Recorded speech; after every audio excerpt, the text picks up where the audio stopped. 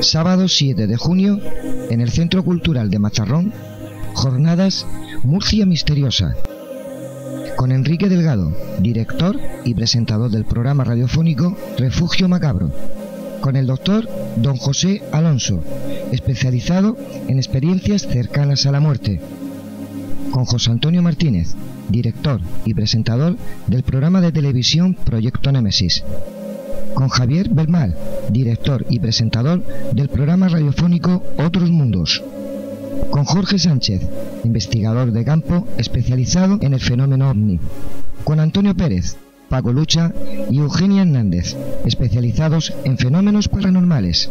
Organiza y patrocina la Concejalía de Cultura del Ayuntamiento de Mazarrón. Jornadas Murcia Misteriosa, sábado 7 de junio en el Centro Cultural de Mazarrón. No te lo pierdas. Para mí la más importante es que es un incansable investigador de campo que se patea toda España y que busca los testigos en el rincón más profundo que exista de este país, con tal de conseguir pues ese testimonio que pueda darle un poco de luz al fenómeno de los ovnis. Os dejo con Jorge Sánchez.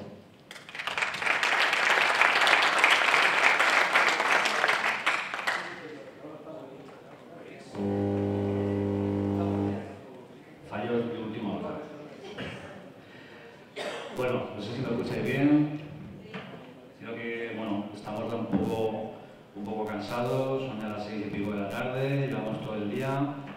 Pero bueno, ahora toca hablar de marcianos, toca hablar de algo muy interesante también. Así es que, bueno, voy a intentar sintetizar lo que es el fenómeno OVNI, si se puede sintetizar, en realidad, porque sabéis es muy complejo, es muy extenso. En los 60 minutos que me ha ofrecido Antonio. Agradecer, por supuesto, agradecerle que haya contado conmigo por estas jornadas tan interesantes, a ella y a Marian, así como al Ayuntamiento de Mazarrón, Concejalía de Cultura, etcétera, etcétera. Creo que es un gran esfuerzo bueno, personas como Antonio y como Marian que hayan hecho este esfuerzo de poder tener este elenco tan maravilloso y juntarnos pues, entre amigos y hablar de lo que nos inquieta, ¿no? Que en este caso es el fenómeno OVNI. Bueno, yo deciros un poco que de dónde viene toda esta pasión por mi parte. Yo desde pequeña, muy pequeñito, pues 10, 11 añitos, pues ya sentía predilección por esas grandes preguntas, ¿no? El quiénes somos, de dónde venimos, hacia dónde vamos, si estamos solos en el universo, ¿no? Y bueno, quizás la aplicación plausible a esas grandes preguntas pudiera ser el propio fenómeno OVNI, es decir, si hay civilizaciones que han estado visitándonos desde los albores de los tiempos y lo siguen haciendo en la actualidad, como así lo corroboran todo lo que vamos a hablar a continuación, y no se han autodestruido, que es una cosa muy importante, de ahí el subtítulo de mi libro, Una historia de evolución, pues quizás ellos tengan esas respuestas a esas grandes preguntas que siempre el ser humano y su inquietud, tanto en filosofía como en otras ciencias, pues nos hemos vuelto locos en intentar contestarlas, ¿no? Deciros que bueno, el libro Documento Una historia de evolución nace más o menos al principio del 2012. La verdad es que un buen día, yo siempre lo cuento más o menos igual, la verdad es que un buen día me levanté, sentía que tenía que hacerlo y me puse a ello, me puse a escribir y cuando me di cuenta, pues bueno, pues había nacido ese pequeño hijo mío con todo el corazón que pude poner en él y toda la objetividad, ¿no? Que es una de las palabras que más posiblemente voy a repetir a lo largo de la ponencia. Porque bueno, entiendo que los investigadores de campo, como yo, Marcelino Requejo y otros compañeros, Vicente Fuentes, que le tengo mucho aprecio, Miguel Blanco, etcétera, bueno, tipo de periodistas, investigaciones, divulgadores, no hacemos ningún favor al público cuando transmitimos una falsa información, una información tergiversada, ¿no? Con lo cual volvemos a hacer mención a la famosa objetividad. Bueno, el libro realmente, como decía, empezó sobre el principio del 2012. Para cuando me di cuenta, Arturo Rodríguez, compañero mío de realización en televisión, ha trabajado muchos años en muchos canales de televisión nacional, tiene mucha experiencia y dice, bueno, pues ¿por qué no nos metemos y hacemos un documental sobre la temática, ¿no? El trabajo documentativo ya lo tienes, que es prácticamente el libro, y bueno, y nos tiramos a la piscina, ¿no? Como se suele decir, y la verdad es que, bueno, para mi sorpresa, todo fue una serie de casualidades y causalidades. Y el 21 de diciembre de 2012, la famosa noche maya, bueno, a expensas de que fuese a explotar todo, yo me encontraba en la Casa de la Radio con Miguel Blanco, en Espacio en Blanco, entrevistándolo en vídeo para el documental, lo cual fue un gran lujazo. Yo le mando desde aquí un fuerte abrazo, que sabe Antonio, que es un gran amigo y un gran profesional. Bueno, la conferencia la titulado OVNIs, ese gran misterio. Vamos a ir poco a poco. He intentado sintetizar, si es que se puede, como os decía, el fenómeno OVNI en 60 minutos, para que entendáis qué es el fenómeno OVNI, desde cuándo viene aconteciendo, más o menos, por qué el fenómeno OVNI en la actualidad y cómo toca prácticamente todos y cada uno de los estratos de la sociedad. Poco a poco vamos entrando en materia y vais a ir viendo de qué estamos hablando, ¿no? Bien, ¿qué es el fenómeno OVNI? Bueno, hay infinidad de tipos de definición para este gran misterio, ¿no? A mí me gusta mucho, ya que hablo mucho con mi amigo, con Vicente Fuentes, son muy amigos, la verdad es que le tengo muchísimo aprecio. Y en los debates que hemos tenido durante mucho tiempo, y me decía yo, mira, es que realmente, y lo comparto, ¿no? Es la mejor definición que puedo dar de fenómeno. El fenómeno OVNI en realidad es una realidad, como decía con el anterior compañero en la ponencia, es una realidad que ha acontecido a lo largo del tiempo, desde el principio del borde de los tiempos, del principio de la humanidad, cuando el hombre ni siquiera era un hombre, era prácticamente un mono, a los del homo muchísimo antes del Homo sapiens, y que se ha presentado en los momentos más importantes de nuestra historia, así lo reflejan todas y cada una de las culturas, las que queréis interesados en la historia antigua, en nuestra propia cronología, como herramienta objetiva de investigación para verificar o constatar que hablamos de una realidad y no de un espejismo. Y que toca todos y cada uno de los estados de la sociedad. Y poco a poco iremos entrando en materia. Dejar claro que, como ahora seguirán las siguientes diapositivas, veréis que vamos a hablar un poco de la mediatización de esta temática. Yo soy un amante aférrimo de la ciencia ficción, por supuesto, donde los haya, pero hay que hacer una matización muy importante. Es decir, uno puede ver una película de ciencia ficción con total gozo, disfrutarla, reírse, llorar, emocionarse y fantasear, llegar a conclusiones, ¿no? Bueno, y otra cosa es enfrentarse a la realidad. Es decir, cuando uno sale del campo a investigar un caso, personas que se han puesto en contacto conmigo, no solamente en España, sino en Latinoamérica, en México, en Chile, en Argentina, en fin, personas que te cuentan de primera mano pues, experiencias que realmente han sido muy increíbles para sus vidas y que les han cambiado realmente sus conceptos, ¿no? Bien, como os decía, cuando hablamos de fenómeno OVNI parece que hablamos de esto, ¿no? Hablamos de ciencia ficción, hablamos de invasiones alienígenas, de extraterrestres babosos que vienen aquí a maldecirnos, a machacarnos, a construir una civilización esclava que les sirva de, en fin, infinidad de historias, ¿no? Hablamos de ciencia ficción, hablamos de ese posible futuro, que parece tan lejano pero que ya no lo es tanto. Y bueno, un poco como que se ha mediatizado muchísimo, ¿no? Ha jugado la ciencia ficción un papel doble muy importante, como os decía. Te puede gustar mucho la ciencia ficción, pero siempre con los pies en el suelo y sabiendo que uno está viendo una película que puede recrear o no hechos que han acontecido luego en la historia. Incluso sabéis que hay directores de cine, como Steven Spielberg, es uno de los más famosos, por citar uno muy tópico, que realmente han tratado de transmitir un mensaje, como por ejemplo en Encuentros en la tercera fase, pues bueno, no solamente una pasión por todo este misterio, toda esta gran temática, sino además lo constataban como una realidad, ¿no? Y así dejaban su granito de arena a modo de película o a modo de documental o a modo de trabajo mediático que desarrollasen, ¿no? Como os decía, la ciencia ficción ha jugado un papel muy importante, ha hecho mucho daño por un lado, porque lo ha mediatizado, lo ha sensacionalizado, también es otra palabra que vamos a ir a hablar mucho, por lo menos en mi ponencia. El sensacionalismo mediático es algo que realmente ha llegado a desprestigiar mucho una temática que yo considero de las más interesantes y las más impactantes para el propio existencialismo del ser humano. Como os decía, es un gran puzzle porque realmente hace poco comentábamos fuera con un compañero, me preguntaba que realmente las personas que empiezan a interesarse por esta temática tan interesante llegan un poco a desistir, ¿no? Quizás por esa contaminación bueno, pues uno realmente no sabe dónde acudir para interesarse por todo ello. Internet creo que es una de las herramientas que yo, por supuesto, también la utilizo mucho, con mucho cuidado, por supuesto, pues es un arma de doble filo. Es decir, tampoco queremos decir que todo lo que encontramos en Internet es cierto, no, y todo lo que encontramos en Internet es falso, tampoco. Yo creo que hay que hacer vuelta a esa mención, como os decía, a la objetividad, y es en el estudio de campo, es cuando uno coge el coche, se gasta pasta, va al sitio donde han acontecido los hechos, mide el terreno con un contador Geiger, entrevista al testigo y, en fin, es un poco donde realmente uno se encuentra con esa realidad, ¿no? Con esa experiencia que ha marcado esa persona, que además, como veremos más adelante, son personas que ni siquiera han estado mediatizadas o influenciadas por ciencia ficción, literatura, etcétera, etcétera, sino que además no creían en absoluto en este tipo de temáticas, ¿no? Y sin embargo se han encontrado, pues, como decía mi compañero de ponencia, pues con lo imposible, ¿no? Con lo increíble. Bueno, hay infinidad también de hipótesis. Yo creo que se ha hipotizado muchísimo. Una de las principales es la teoría extraterrestre, por supuesto.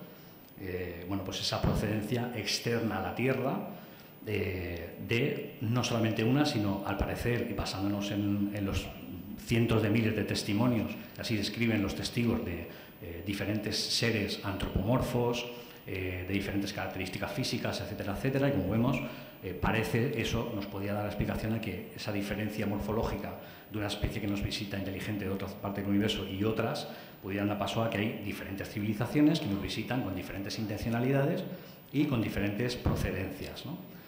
También tenemos en esta hipótesis, por supuesto, matizar, tenemos pruebas, entre comillas, por ejemplo, que los propios astronautas de las decenas y decenas de misiones espaciales, no solamente norteamericana, por ejemplo, la Estación Espacial Internacional, donde muchos de los astronautas que han llegado a estar allí un tiempo, conviviendo con otros astronautas de otras nacionalidades, pues han contado cosas realmente increíbles, ¿no? Como por ejemplo el acercamiento a la propia ISS de objetos con un comportamiento inteligente, y matizamos inteligente, pues un cambio de velocidad y de dirección bruscos, que no se comprende en un material inerte, sea un meteorito, sea un cometa, otro tipo de material.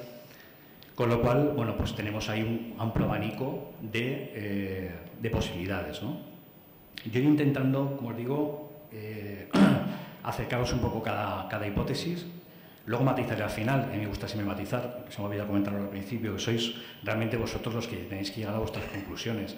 Estas conclusiones son a las que he podido llegar yo a lo largo de todos los años que he llevado prácticamente toda mi vida interesado en este gran misterio y bueno, intentar acercarlo para que seáis vosotros los que, si habéis empezado a interesaros por ello, os intereséis del todo y que intentéis siempre contrastar la información, ¿vale?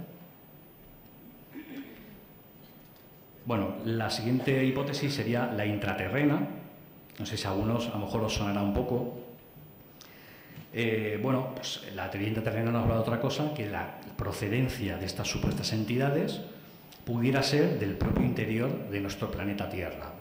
Bueno, ya en época de Julio Verne, sabéis, el viaje al centro de la Tierra ya hablaba de una supuesta civilización desarrollada que había convivido con nosotros a lo largo de toda nuestra historia y que seguían haciéndolo en la actualidad, pero debajo de la corteza terrestre, ¿no? Hay infinidad de autores y de personas muy populares, como por ejemplo el astrónomo y matemático Johannes Kepler. Sabéis que Kepler lleva el nombre del famoso telescopio espacial que detecta los exoplanetas, esos planetas fuera de nuestro sistema solar con un alto porcentaje de posibilidad de albergar vida.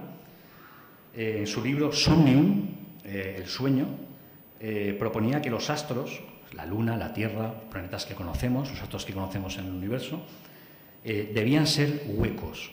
Es decir, no hablamos de materias sólidas, sino de que es una constante, ¿no? No pasaría solamente en la Tierra, sino que en diferentes astros en el universo pues, estarían conformados de la misma manera, ¿no? Un interior hueco en el que, bueno, posiblemente o no lo sabemos, no podemos argumentar nada al respecto, pudieran vivir otras civilizaciones o no, ¿no? Leonhard Euler es el matemático del siglo XVIII, que dedujo también que la Tierra podía ser o debía ser hueca, se mojaba, se atrevía a asegurar una cosa semejante. Yo creo que es muy interesante, podéis encontrar mucha información al respecto de la teoría de la Tierra hueca. Yo, como siempre digo, para gustos colores, cada uno, como os digo, saca sus conclusiones, pero bueno, los estudios están ahí. Y el propio Edmund Halley, del famoso cometa Halley, el astrónomo real de Inglaterra, que pensaba absolutamente lo mismo. Es decir, la Tierra, por una serie de estudios que él había realizado en la época, pues debía de ser hueca. Bien, la siguiente hipótesis sería la famosa hipótesis dimensional. Es decir, se ha hablado mucho de que, bueno, conocemos 3 dimensiones: altura, anchura y profundidad. Bueno, en tiempos de Einstein ya se hablaba de que el tiempo pudiera ser la 4ª dimensión. Hoy en día la ciencia prácticamente lo ha dado ya por sentado. Y, bueno, ¿en qué nos basamos para poder hipotizar sobre que la procedencia de estas entidades pudiera ser, siempre hablando de hipótesis, dimensional? Bueno, pues nos basamos en la ciencia pura y dura, la teoría de las cuerdas, o la teoría más bien de las supercuerdas. Algunos, no sé si habréis leído algo al respecto, es una teoría que está muy en boga ahora mismo, ahora hacía un tiempo, con el científico Michio Kaku, sabéis que sale mucho en televisión últimamente, hablando de esta teoría que es fascinante, en la que, bueno, explicando un poco de manera muy de tú a tú, para que intentéis entender un poco, bueno, pues la teoría de supercuerdas lo que habla es que el átomo, pensamos que es de lo que está prácticamente compuesto todo lo que conocemos y que podemos tocar y podemos percibir con los sentidos. Y esta teoría lo que defiende es que el átomo, en una visión mucho más íntima, mucho más interior, está subcompuesto, a su vez, por una cantidad ingente de cuerdas, de ahí la teoría de cuerdas, que vibran, ¿de acuerdo? Y que esa vibración es realmente de la que están compuestas las cosas, no de átomos, sino de que a su vez están compuestas de esas vibraciones, esas cuerdas que parece que vibran, ¿no? De ahí un poco con que se hable siempre de estas entidades de un nivel vibratorio superior, aviso vibratorio, que, bueno, que quizás el contacto se pudiera dar si nosotros subiésemos el nivel vibratorio, si ellos bajasen el suyo, etcétera, etcétera, ¿no? Pues conclusiones de todo tipo, ¿no?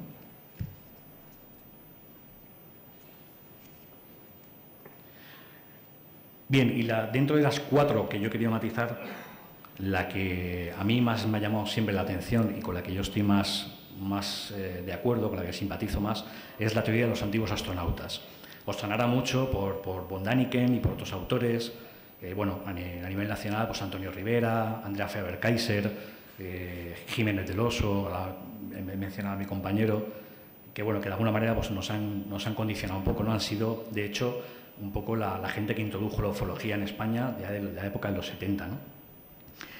¿De qué hablan antes de los antiguos astronautas? Pues no habla otra cosa de que, bueno, pues en la antigüedad el hombre fue visitado por unas civilizaciones superiores, cronológicamente hablando, tecnológicamente hablando, en todos los aspectos, en momentos muy puntuales de la historia, como así reflejan las culturas, por ejemplo, Mesopotamia, los Dogon en África, en Malí, o hablamos de Sumeria, la famosa Sumeria, destacaría Sitchin, que hizo un estudio realmente impresionante, donde se encontró con que había una semejanza muy curiosa entre no solamente la descripción de esas deidades para con el hombre, sino el supuesto legado cultural que esas deidades, esos seres, que además eran catalogados de deidades porque no se podía catalogar de otra manera, esas personas que bajaban en esos carros de fuego, en esos vimanas, en la cultura hindú, por ejemplo, en esos discos dorados, en esas arcas doradas, hay infinidades de sinónimos, de adjetivos, ¿no? En fin,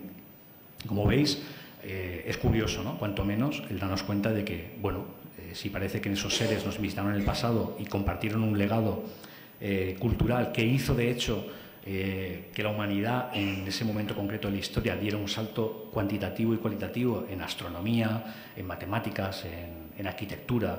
Hablamos de las pirámides, no solamente las egipcias, las mayas, hay pirámides en muchas partes del mundo que ahora están saliendo un poco los medios de comunicación, no lo que quisiéramos más de uno y un poco sensacionalizado por otra parte, pero en fin, hablamos de una posible intervención, una posible impregnación de esa cultura en nuestro propio pasado, ¿no?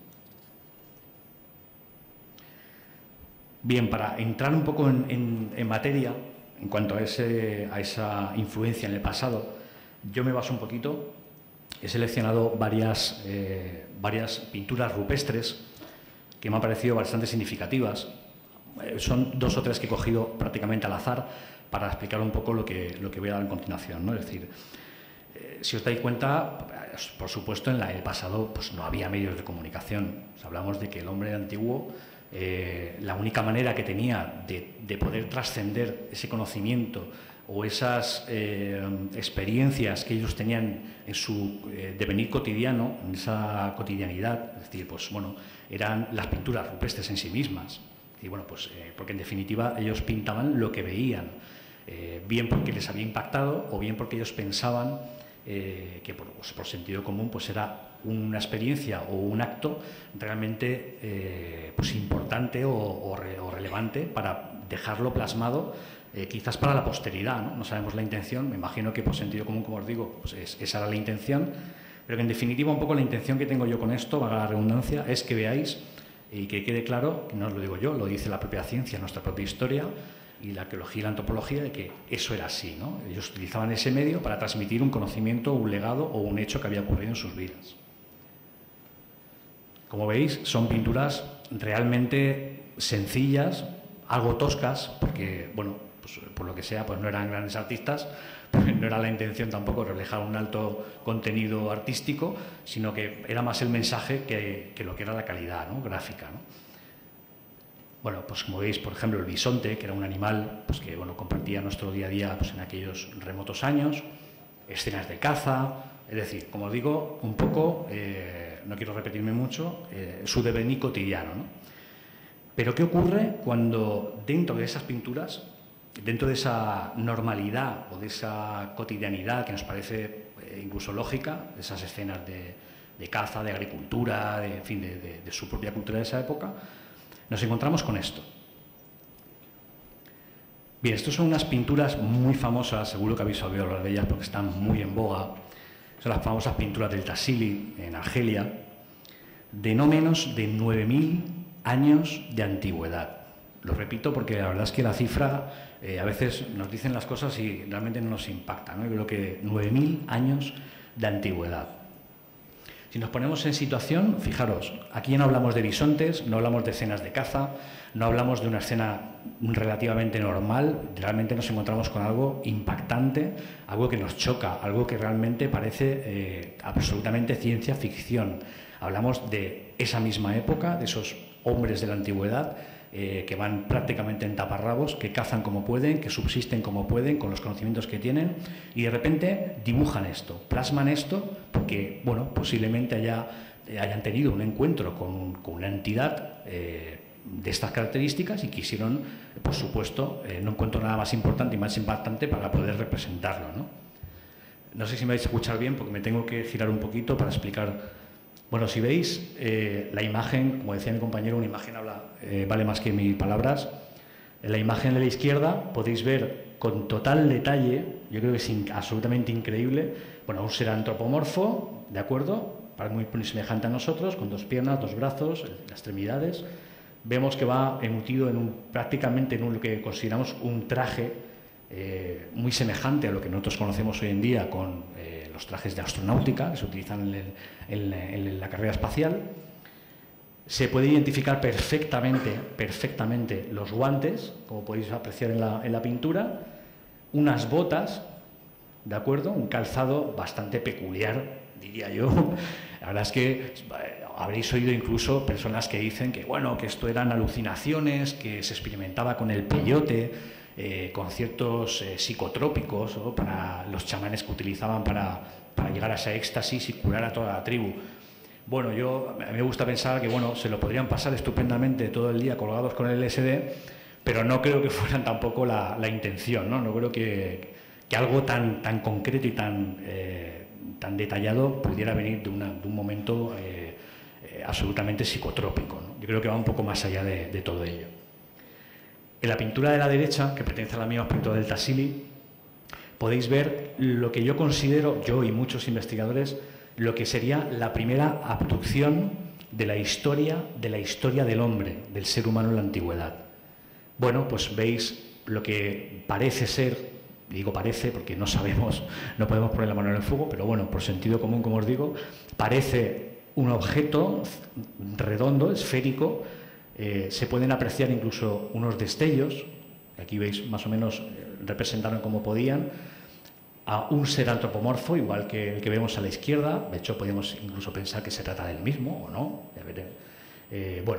Incluso el ser lleva el casco, va conectado o va unido a esa gran esfera con lo que parece un cable, tampoco sabemos, suministra oxígeno o cualquier otro tipo de cosa, no lo sabemos, y que parece que acompaña o invita a un grupo de mujeres que sí corresponden para la época, ¿vale? Prácticamente van en cueros, como íbamos antaño, realmente. Vemos el encontronazo en un solo golpe de imagen de dos civilizaciones distintas en dos momentos de su cronología totalmente dispares y totalmente diferentes. Vemos a la izquierda un ser que proviene, no sabemos de dónde, con una tecnología absolutamente impresionante, y a la derecha vemos al ser humano de la época,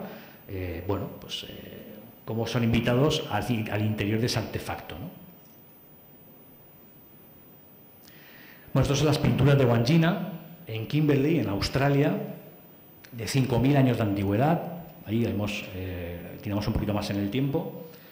Yo realmente no me quería enrollar mucho, porque ya digo que en 60 minutos tenía que explicaros un poco toda la fenomenología ovni y es muy complejo. He seleccionado 2 o 3 pinturas que son bastante significativas, pero deciros que si realmente os interesa y indagáis en nuestra propia historia, os vais a dar cuenta de que existe una cantidad de información pura y dura de la ciencia, de la antropología y de la arqueología, de representaciones realmente impresionantes a lo largo y ancho de todo el globo terráqueo y en culturas muy dispares en el tiempo y en la geografía.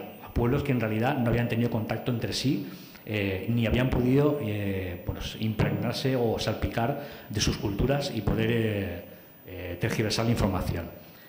Bueno, pues como veis, de nuevo, las imágenes hablan por sí solas.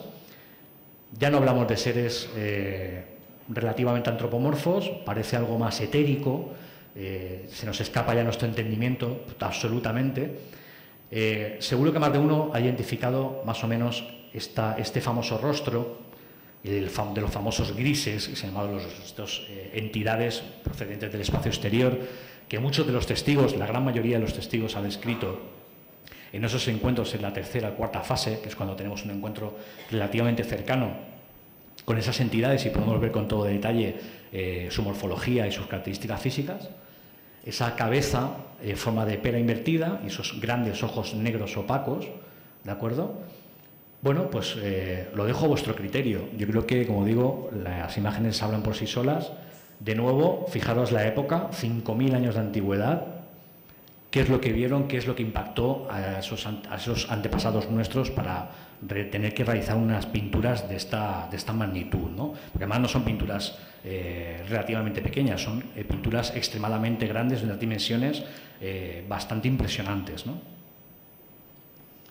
Bueno, como sabéis, no solamente en las pinturas rupestres, sino que además, si avanzamos un poquito más en el tiempo, en nuestra cronología, a lo largo de toda nuestra antigüedad, vemos que, bueno, en este caso el Domenico Ghirlandaio, del siglo XV, en su pintura La Virgen con San Giovannino, sabéis que hay muchos pintores del Renacimiento, incluso plasmaron objetos volantes no identificados, no solamente a modo de pinturas, sino en tapices y en otro tipo de maneras de expresión artística para que quedasen para la posteridad, ¿no? Bueno, pues en esta ampliación, que también es una pintura muy, muy famosa, pues veis, vemos aquí la imagen de la Virgen, vemos justo detrás de ella, aquí veis en la ampliación mucho más detallado, lo que sin duda es un objeto, lo que parece un objeto metálico que despide un destello, una luminosidad bastante intensa, como así refleja el dibujo. Al lado derecho, un poquito más para abajo, veis un sujeto, parece que se tapa la cara, intenta ver ese objeto, no sabe qué está viendo, pero indudablemente tiene algo frente a él, encima de él. ¿De acuerdo? Incluso si vemos a su mascota, vemos que va acompañado de un perro, el cual también está obnubilado viendo bueno, pues lo imposible, ¿no? Aquel objeto que parece que resplandece en los cielos, ¿no?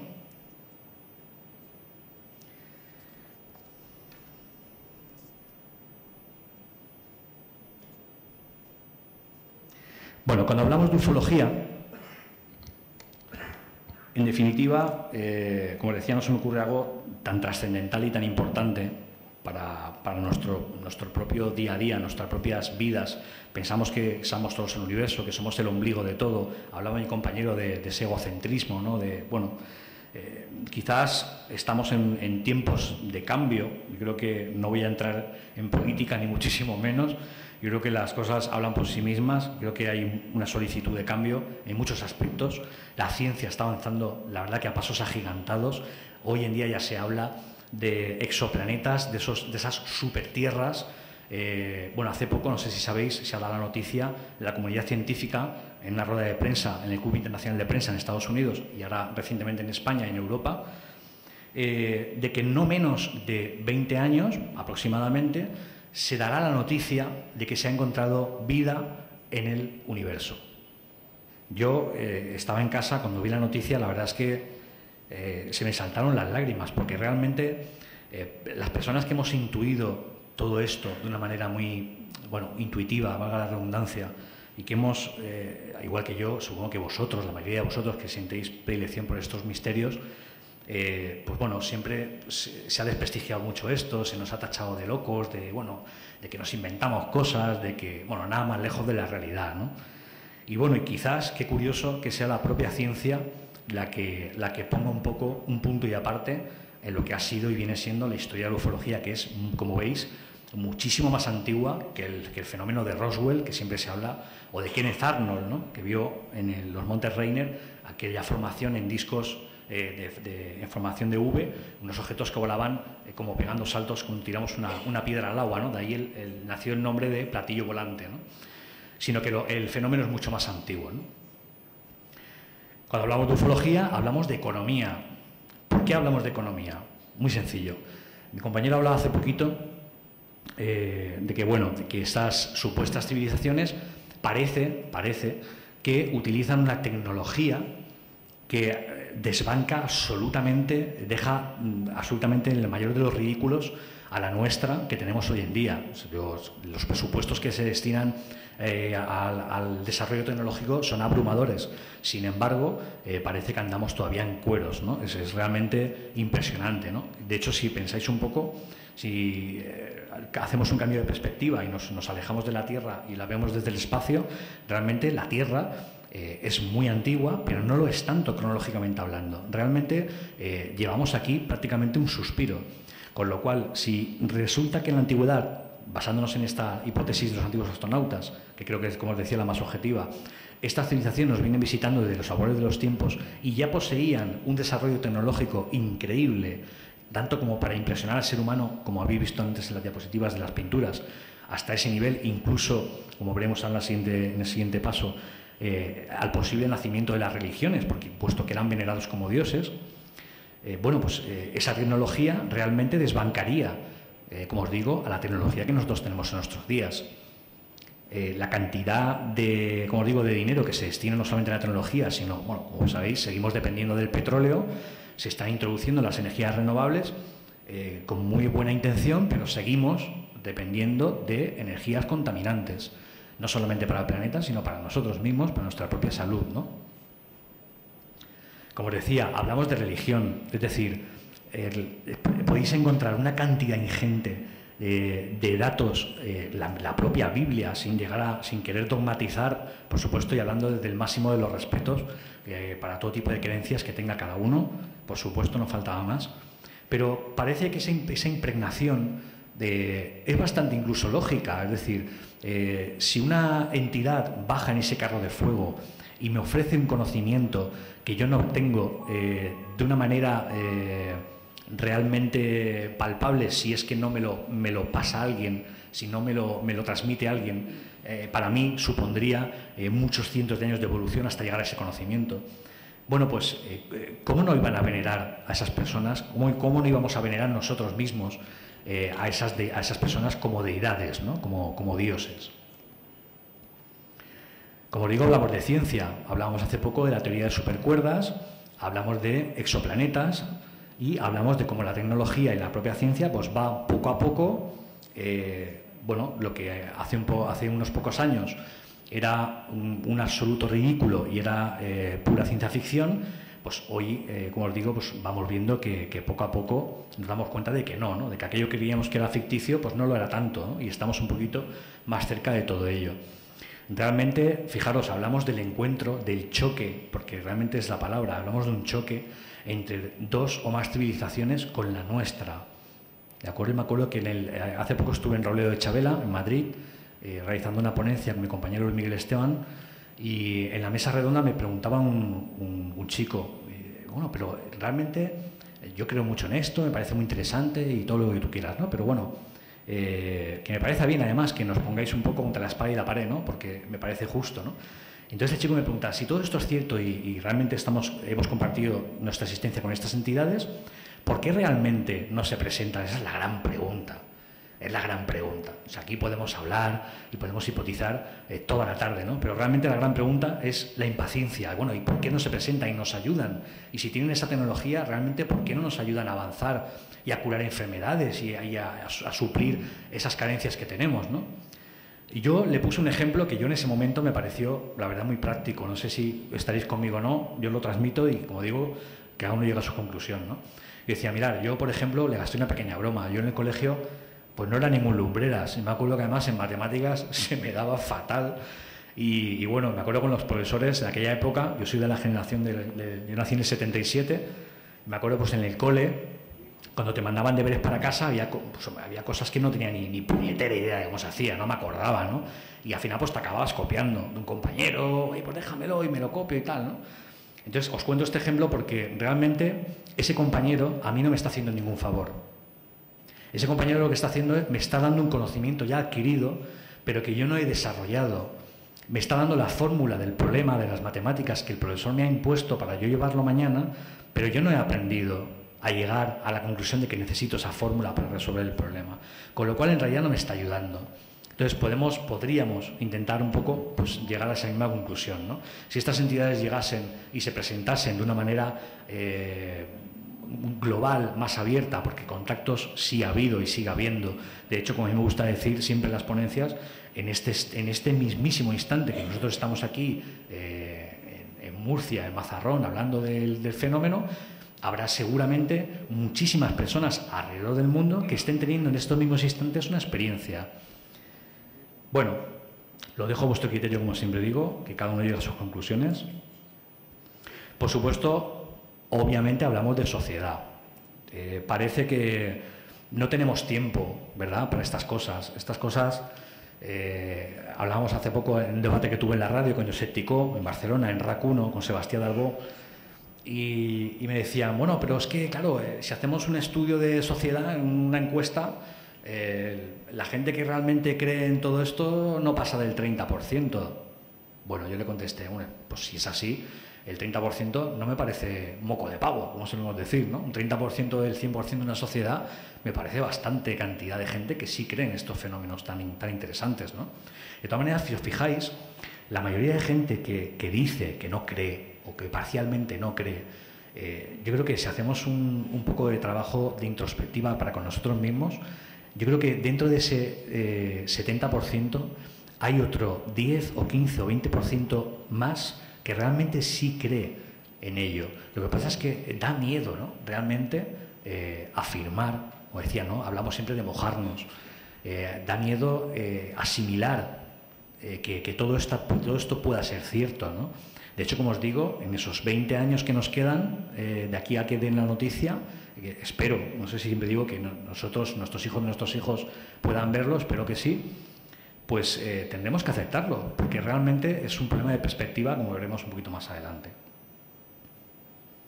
Bien, hablamos de información. Esto es súper importante, ¿vale?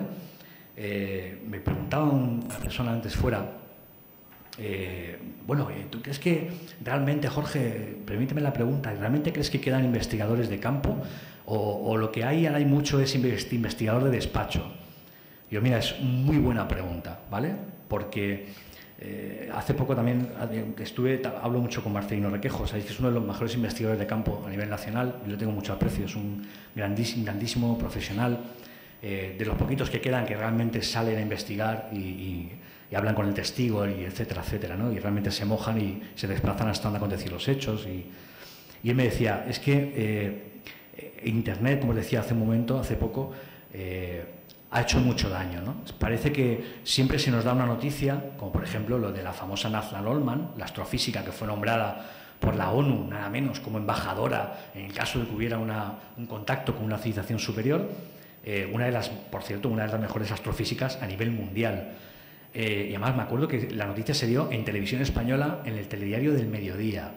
Yo os puedo asegurar, yo soy técnico superior en realización en cine y televisión, os puedo asegurar que un solo segundo en televisión vale un pastón.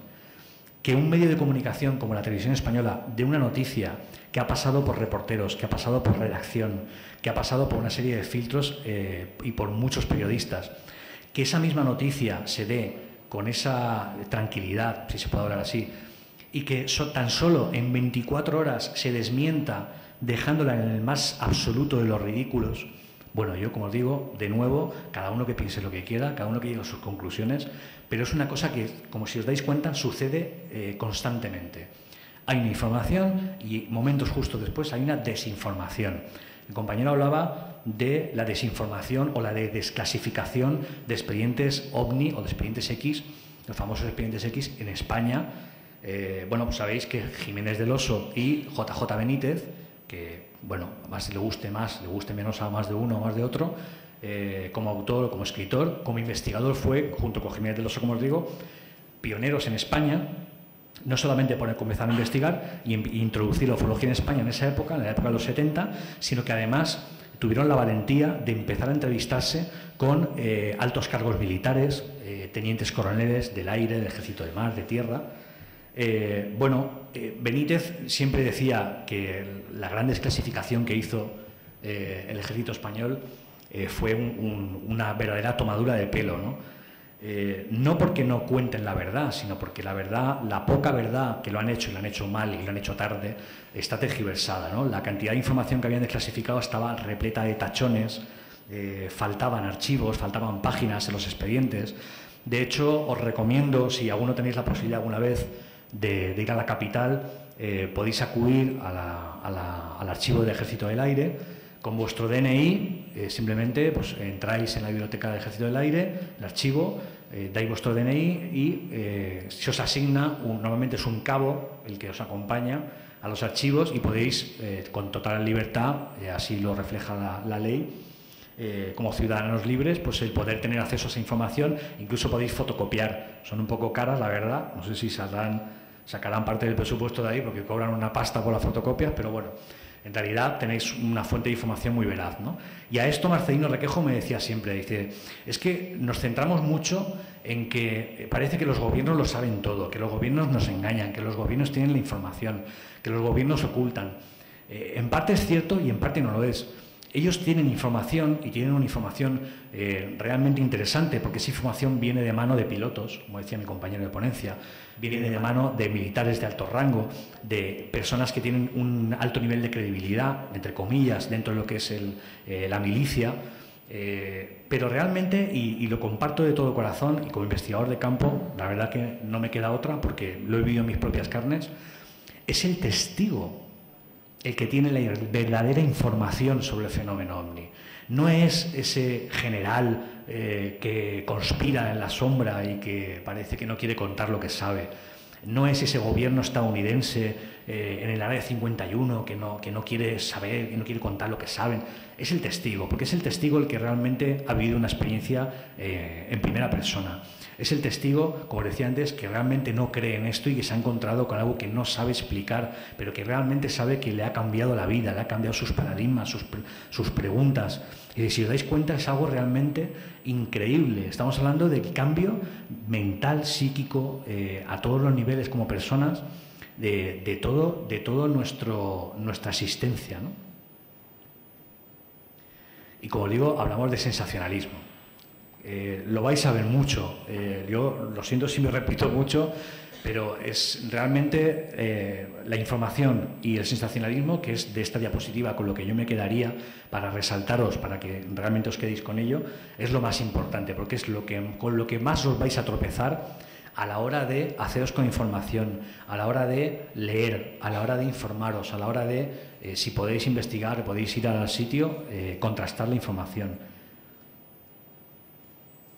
Bueno, yo he preparado un vídeo muy cortito, ¿vale? Dura unos un minutito y poco, de cómo no, el gran Jiménez del Oso. Sirve además un poquito como homenaje, porque me parece una figura indispensable en toda nuestra historia del misterio, donde habla un poco, no de la objetividad en sí misma, no lo verbaliza así, pero explica un poco si realmente podemos hablar de objetividad dentro del fenómeno OVNI. Para muchos, entre los que no faltan eminentes representantes de la ciencia oficial, hablarles del fenómeno OVNI es como nombrar la soga en casa del ahorcado.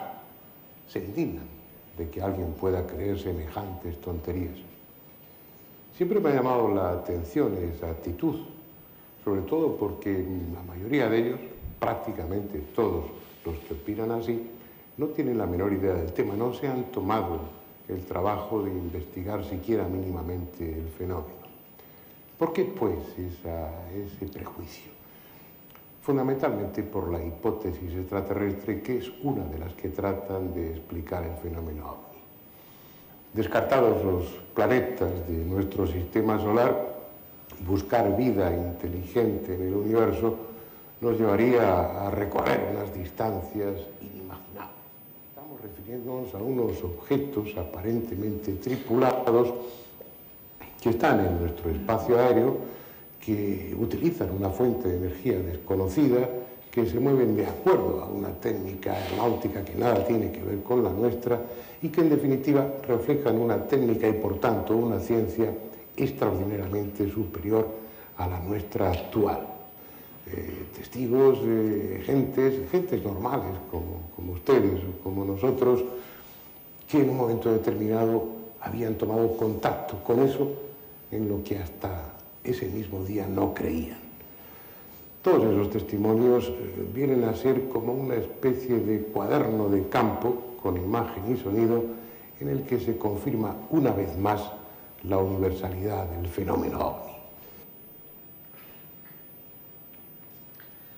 Bien, como decía, creo que Jiménez del Oso era sigue siendo para mí uno de los máximos representantes de lo que ha sido, lo que ha significado la ufología. Antonio Pérez, mis compañeros, son personas que pues hemos admirado y hemos seguido desde siempre, ¿no? Bien, hablamos del fenómeno OVNI y hablamos, por supuesto, como os decía, del secretismo gubernamental. Bien, si bien es cierto, como os decía, matizado hace un momento, de que realmente no lo saben todo, o podemos pensar que realmente no lo saben todo, porque si lo supieran todo realmente, a lo mejor habrían cambiado las cosas o se habrían enfocado de otra manera, ¿no? O habríamos llegado a otras conclusiones. Bueno, se habla del Área 51, Nuevo México. Yo, mirad, algo muy breve, os voy a contar una anécdota muy rápida. Yo cuando presenté por primera vez el libro en Alicante junto con Pedro Amorós, que sabéis que es el presidente de la SEIP, la Sociedad Española de Investigaciones Parapsicológicas, al que tengo también muchísimo aprecio y se aporta muy bien siempre conmigo. Y Pedro contaba, antes de presentarme a mí en la ponencia, que él se desplazó hasta el desierto de Nuevo México, ahí en América, en Estados Unidos, con su mujer, y bueno, pues alquilan un 4x4, llegan a la zona. Pedro le gusta mucho la fotografía, pues saca la cámara, empieza a hacer fotos de la zona y tal. Una zona realmente desértica, que no hay mucho que ver, pero realmente el desierto en sí ya es bastante espectacular. Y en ese mismo instante aparecen varios vehículos 4x4 con los cristales tintados, de los que parece que salen 3 o 4 militares armados hasta los dientes y que le invitan a Pedro a que les facilite el material fotográfico, porque entonces eran cámaras analógicas de película de 35 milímetros, no como ahora que son digitales, y bueno, le irrumpen de una manera muy abrupta, ¿no? Y Pedro siempre decía, bueno, es que me hicieron sentir realmente como si yo fuera un delincuente, ¿no? Cuando en realidad no estoy haciendo nada malo. Estoy aquí en mitad del desierto, estoy haciendo una foto en una zona que realmente es muy popular, por el Área 51, pero que no le cajaba, ¿no? Os cuento esto porque, bueno, se cuentan muchas historias y es un tema muy profundo, nos daría para una ponencia entera. Podríamos hablar de Bob Lazar, que fue uno de los mayores técnicos aeronáuticos de aquella época, en los 50, en aquel boom ufológico, parece que surge todo a partir de lo de Roswell, que es contratado, se supone, por el gobierno americano para duplicar la tecnología que habían recuperado de ese ovni estrellado en el desierto, que se llamó tecnología reversa, es decir, yo con una tecnología desconocida y con la tecnología que tengo a mi alcance intento duplicarla, ¿no? En fin, hay infinidad de historias para contar. Como os digo, dentro del secretismo gubernamental hablamos de desinformar, de sensacionalizar y de desprestigiar. Fijaros, es mucho más fácil hablar mal de una persona, y no solamente en ufología, en la vida social lo vemos día a día, con políticos, con economía, con los vecinos. Es más fácil hablar mal de una persona que conocerla y llegar a una conclusión por tus propias manos.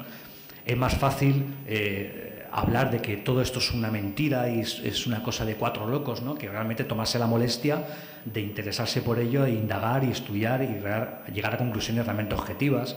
Es decir, parece que no merece la pena, ¿no? Pero realmente, por supuesto que lo merece, y no solamente eso, sino que lo constata, ¿no? Cuando hablamos de fenómeno ovni, hablamos de testigos, por supuesto, como os decía. Antonio, ¿vamos bien de tiempo? 10 minutos, vale. Bien, hablamos de testigos y hablamos de que los testigos siempre, como hablamos de esa ridiculización, de ese desprestigio, hablamos de lucro y hablamos de popularidad, que me parece realmente no solamente una falta de respeto, sino además una barbaridad. Os puedo asegurar, por supuesto, en esta vida hay de todo. Habrá personas que cuenten una milonga y habrá personas que nos cuenten de verdadero corazón lo que les ha pasado en su vida, sin ningún ánimo de lucro y sin ningún tipo de afán de popularidad. Tenemos que intentar ser serios y contrastar siempre la información que nos llega a nuestras manos. Saber juzgar a las personas con mucho respeto, ¿de acuerdo? Porque hay mucho charlatán, pero también hay gente que lo ha pasado muy mal, os lo puedo asegurar. Personas que realmente han tenido problemas psicológicos. Mi mujer es psicóloga y criminóloga por la Universidad Miguel Hernández de Elche. Es una persona muy, y no, porque por supuesto que la quiero mucho, pero no puedo hablar mal de ella, pero es una persona que está muy metida en el ámbito psicológico, y os puedo asegurar que cuento con material de primera mano para llegar a conclusiones realmente certeras de personas que se le han creado verdaderos problemas mentales por no saber masticar lo que les ha pasado y no saber a quién recurrir cuando se ha encontrado con algo así, ¿no? Como os digo, hablamos de pruebas, hablamos del estudio in situ, es muy importante. No nos creamos lo primero que nos cuentan, ni siquiera os creáis lo que os cuento yo, es decir, contrastarlo por vosotros mismos. Que nosotros como divulgadores, nuestra misión es la de, una de ellas, entiendo, es la de acercar este misterio hasta vosotros. Que os deis cuenta, en parte, de que nos toca de bruces al ser humano en todos los aspectos que podíamos tratar. Y que realmente es un tema muy complejo y muy interesante, ¿no? Pero que seáis vosotros los que... 5, vale. Los que realmente lo contrastéis, ¿no? Y lleguéis a vuestras propias conclusiones, que es muy importante. Bueno, me quedan 5 minutillos, me dicen, y a mí me gusta siempre terminar las ponencias con una fotografía. En esta ocasión he seleccionado esta fotografía, como fotógrafo profesional que soy, me parece realmente hermosa, realmente bella, realmente impactante. También un poco, quizás a modo de reflexión, ¿no? Porque en todo esto siempre hay una gran parte que es muy intuitiva, como os estaba comentando a lo largo de la charla. Todo esto nos llega muy adentro siempre, lo queramos o no, ¿no? Y quizás con un simple cambio de perspectiva de nuestras vidas, no mirarnos tanto el ombligo, ¿no? Estamos tan absortos con nuestra cotidianidad, con los problemas, trabajar, cotizar, consumir, irnos de fiesta, sí, todo está muy bien, ¿no? Y es fantástico, pero realmente hay una realidad paralela a nuestra realidad, una realidad que ha convivido siempre con nosotros y que la gran mayoría de las personas, y os recuerdo de aquel estudio sociológico, ese porcentaje, la gran mayoría ha percibido de manera intuitiva, de manera sensitiva. Realmente no lo queremos admitir, pero realmente hay algo ahí fuera.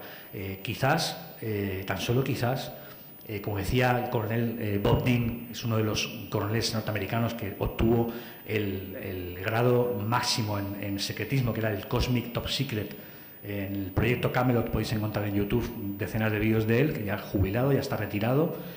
Y él, hay una frase muy bonita con la que me gustaría terminar, y es que no estamos solos, sino que nunca lo hemos estado, ¿no? Bueno, lo dejo como siempre, como digo, a vuestro criterio, escuchar vuestro corazón, buscar esas pruebas, esos estudios, no solamente míos, sino de muchísimos compañeros. Y bueno, agradeceros muchísimo que hayáis estado aquí acompañándome a mí, a mis compañeros de ponencia. Y bueno, un aplauso para vosotros y a mi compañero y a Antonio.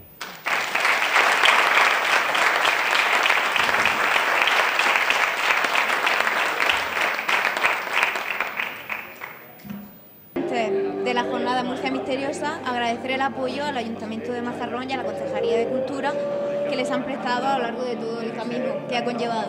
Pero mi pregunta sería, ¿qué les llevó a apoyar este tipo de eventos de temática paranormal? Bien, buenas tardes. Pues yo pienso que al final todo suma y cualquier actividad relacionada con el municipio de Mazarrón, de Murcia, todo lo que sea traer a gente a conocer el municipio y por qué no son una jornada que a fin de cuentas se tratan de investigación, que estamos hablando de algo muy serio, algo que tiene un público muy serio, muy consolidado y por qué no. Buena respuesta. Muchas gracias por atender a Proyecto Némesis y por apoyar cosas diferentes y buenas como esta. Claro que sí, para eso estamos y vamos, seguiremos continuando con nuestro apoyo. Es más, ya tenemos fecha para el próximo congreso, que es el 6, 7, 8 y 8 de febrero del 2015. Así que vamos, yo pienso que a partir del martes tendré a Antonio y a Mariat en el despacho para cerrar la programación. Así que muchísimas gracias. A ti. Bueno, pues ya lo sabéis, el congreso en febrero 6, 7 y 8 de febrero de 2015.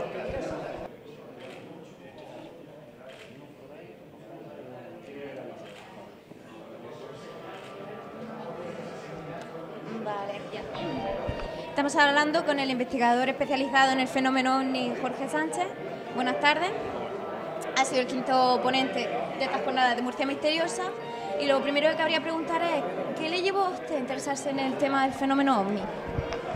Pues mira, en gran parte, como he dicho al principio de la ponencia, un poco la búsqueda a las respuestas de esas grandes preguntas de la humanidad, ¿no? El quiénes somos, qué hacemos aquí, hacia dónde vamos, ¿no? Quizás son preguntas que a más de uno pues, le ha conmovido y le ha llevado a buscar las respuestas a esas grandes preguntas, ¿no? Hay gente que lo ha buscado en las religiones, hay gente que lo ha buscado en la propia historia, como ya hablaba al principio, de las antiguas culturas como la Sumeria, la Dogón, la Mesopotamia, ¿no?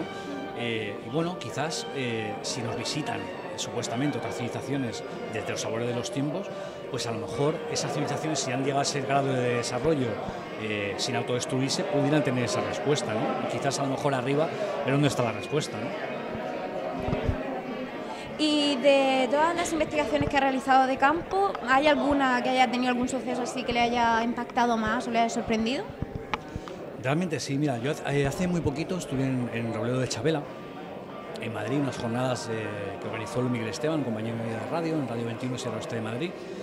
Y bueno, y tuvimos la oportunidad de entrevistar a una persona que la verdad es que el caso lo bauticé como el caso Prada, porque aconteció en un río llamado Prada, ahí en la zona, en Robledo de Chabela, hace la friolera de 20 años, ¿no? Una persona que no había contado la experiencia por temor a ese rechazo social, ¿no? A ese temor, ¿no? Es muy constante todo ello, ¿no? Y bueno, esta persona realmente contaba algo increíble, ¿no? El encuentro con un objeto. Bueno, tenemos fenómenos paranormales ahora mismo en la zona. Bueno, pues hablaba, no me enrollo mucho, hablaba del encuentro de un objeto de un tamaño increíble, como él describía una plaza de toros. Imaginemos el tamaño, ¿no? De una persona realmente sana, absolutamente coherente. Pudimos contrastar la información con su propia familia, que nos acompañó al sitio donde acontecieron los hechos hace ese tiempo. En fin, te das cuenta de que realmente, como comentaba, en la investigación in situ en el campo, te das cuenta de que te estás topando con una realidad, ¿no? Que no es todo, como se dice, está loco, se lo inventa, ¿no? Claro. Nada, no tenemos que intentar no meterlo todo en el mismo saco, ¿no? Es muy fácil, como decía en la ponencia, es más fácil desprestigiar que tomarse la molestia de investigar, ¿no? Y es más fácil quizás hablar mal de esa persona que no tomarse la molestia de ir al sitio y contrastar información. La información es muy importante. Y por último, hace poco que se publicó su libro. Entonces yo quería saber qué le ha aportado a usted la experiencia de escribir un libro. Realmente es muy difícil, ¿no? Porque fíjate, se habla que es una de las grandes cosas que hay que hacer en la vida, ¿no? De plantar un árbol, tener un hijo y escribir un libro. Yo realmente me siento realmente abrumado, porque fíjate, el libro nació a principios del 2012, a mediados del 2012 el libro ya estaba en la calle en autoedición y me sentí abrumado porque la demanda de libros se me disparó, yo no podía cubrir la demanda, me escribía gente de Latinoamérica, Chile, Argentina, Perú, en España, la verdad es que ha sido bastante abrumador, como te digo, imagínate, a nivel personal uno no se encuentra nunca, no se espera nunca eso, ¿no? Realmente que funcione, claro, ¿no? Y bueno, la experiencia creo que ha sido lo más satisfactoria posible, ¿no? A nivel incluso pues, personal, ¿no? El ver que la gente realmente tiene sed de saber, ¿no? Quiere conocer a investigadores nuevos, quiere saber otro tipo de enfoques, quiere llegar a conclusiones, ¿no? Y resolver este tipo de misterios. Claro, no, sí, realmente, ¿no? Realmente es muy satisfactorio, ¿no? Creo que la aventura de escribir, yo creo que nunca acaba. Estoy dándole vueltas a un nuevo libro. Y bueno, yo creo que yo creo que siempre he dicho que es una necesidad, no ha sido un hobby, ha sido una necesidad de sacar lo que uno lleva dentro y escribir con el corazón y que llegar a la gente, que es lo más importante. Vale, pues mucha suerte con lo que viene. Mi más sincera enhorabuena tanto por la ponencia como por el libro y gracias por atender al proyecto Némesis. Jorge Sánchez Lamadrid.